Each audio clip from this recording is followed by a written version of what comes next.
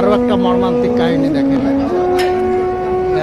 এই ছবিটা বা এই জিনিসটা কিন্তু আন্তর্জাতিক মিডিয়ায় সবচেয়ে স্থান পেয়েছে আন্তর্জাতিক মিডিয়ায়, যে তাদের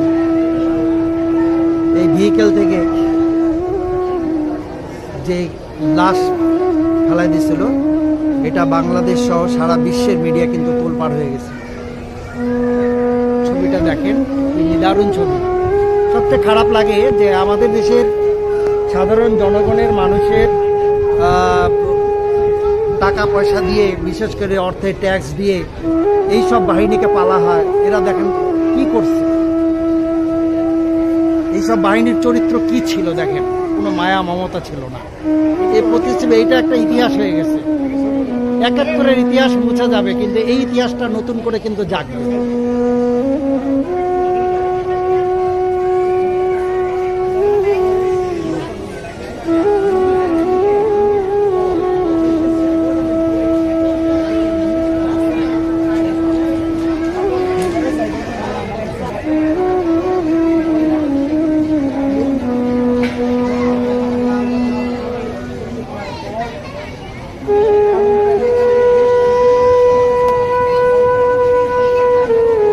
আমরা কি এরকম পুলিশ চাই আগামীতে, না কল্যাণময় পুলিশ চাই?